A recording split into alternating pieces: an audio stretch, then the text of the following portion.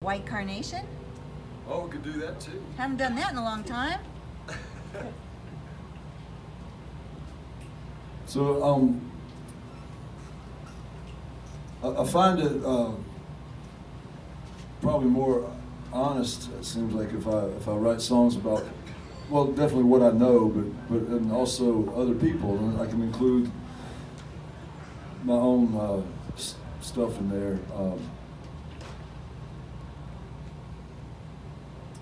So, preface of this song, she wanted to hear this song called White Carnations. There's a guy, my first memory as a child, well, I have a couple of memories, and I've mentioned this before at shows, that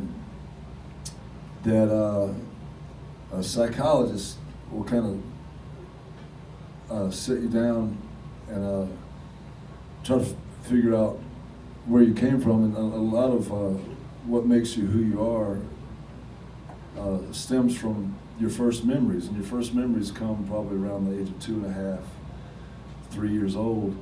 And I remember being asked this question, and I don't really know what it means with my little memories, but I had my first memory was in Columbus, Georgia. I lived there when I was 2, and I remember jumping on a trampoline with this girl about my age, and the trampoline had a hole in it, and you had to just, it was fun to jump, but then you had to dodge the hole. And that same day, I remember flying a kite with my granddaddy Woodrow that I mentioned in that song.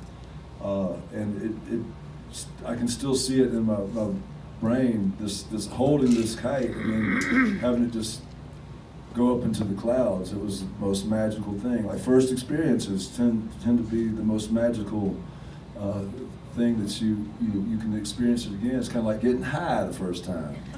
You never experience that same thing again. And my other memory that ties in with those is we moved from Columbus, Georgia to Bruton, Alabama, which was, both my parents were from there. My mom was from the good side of the railroad tracks, and my dad was from the wrong side of the well, it also was divided by Murder Creek. How colorful is that? So my dad is from the wrong side of Murder Creek, my mom was from the right side of Murder Creek.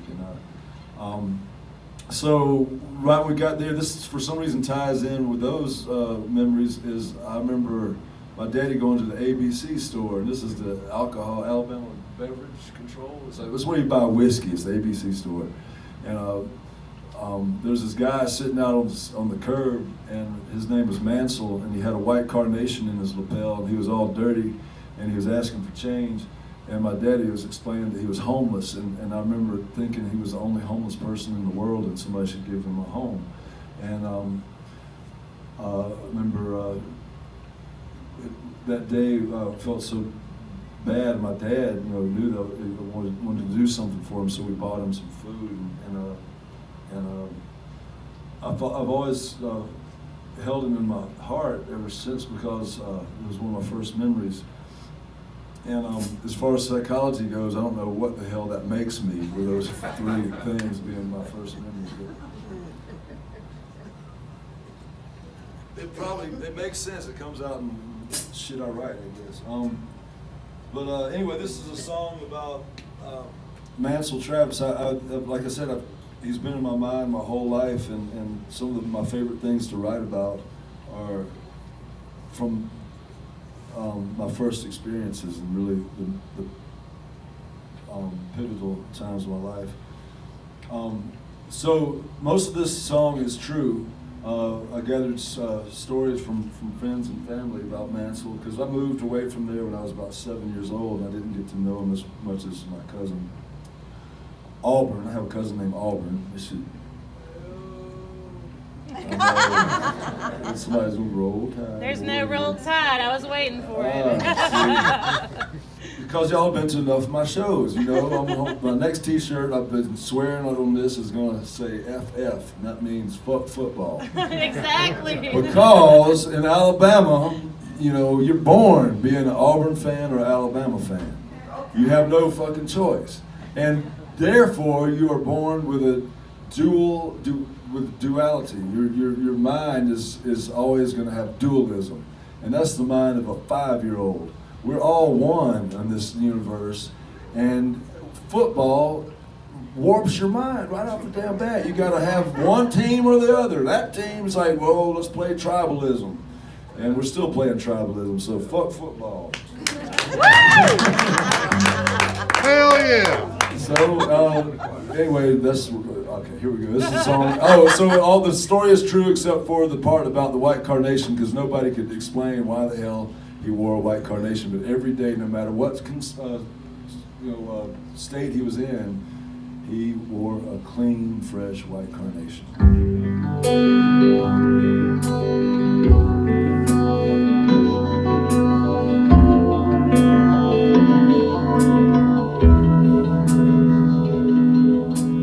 White carnations was her favorite flowers. They didn't come from around here. They came from some far-off land where the rivers run clean and clear. White carnations was her favorite flowers. They came from across the sea. Every time you see a white carnation, please remember me.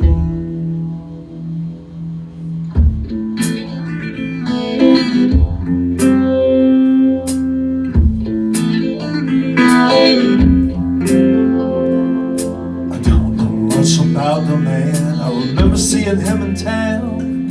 He ate up scraps, weren't fit for a dog, and his skin was nasty brown. I heard he was selling flowers he stole from a fresh dug grave. But one that day was white carnations the florist was throwing away.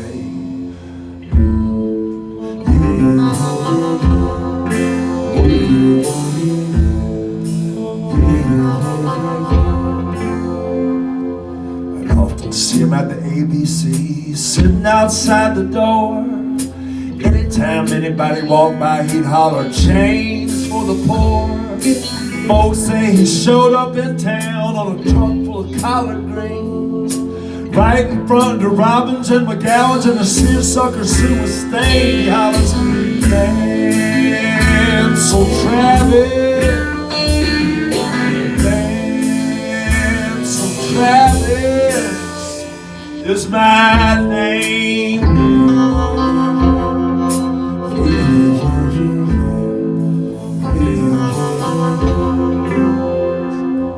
They got enough money to buy him a pint. He'd head down the burnt corn bridge, and that's where he'd spend his days and nights, so weeks and months on end. I remember when the Nazarenes bought him a single wife. He'd sit on the steps and smoke and drink and wave when they rode by. Nobody knows where he lived before, maybe Elba or Luverne. Says he was a man with a broken heart, and his speech was taciturn. He hollers, "Mansel Travis, Mansel Travis was his name." Oh yeah, where'd you come from, boy? Where'd you come from, boy? Where'd you come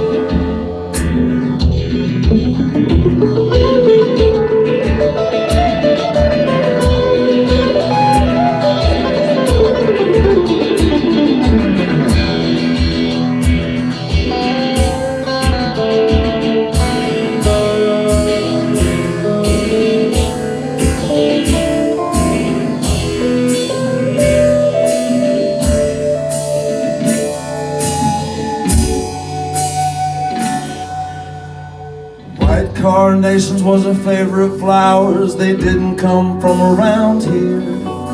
They came from some far-off land where the rivers run clean and clear. White carnations was her favorite flowers. They came from across the sea. Every time you see a white carnation, please remember Some say he killed his wife, and some say she drowned. Some say it was suicide, some say she just left town. Some say it was another man, some say she was just a girl. But nobody knows what it really was that happened to shatter Mansel's world. Shatter Mansel's world.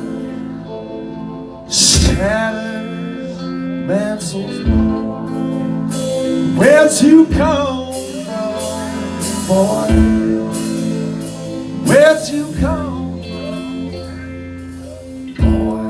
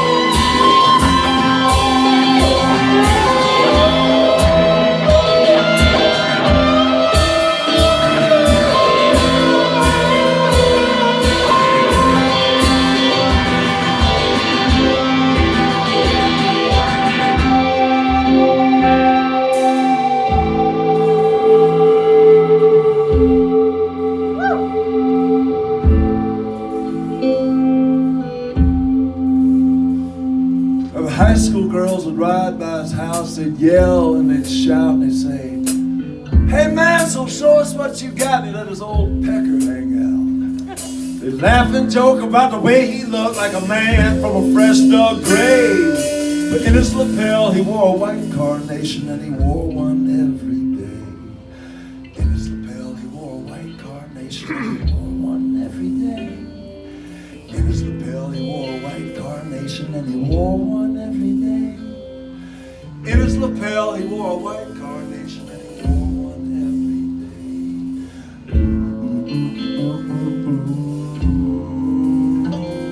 I remember seeing signs on 41 saying Jesus is coming soon. But I watched those signs rotting to the ground. It don't look like he ever came back. Mansel, or me, or you, where'd you come from, boy? Where'd you come from, boy? Where'd you come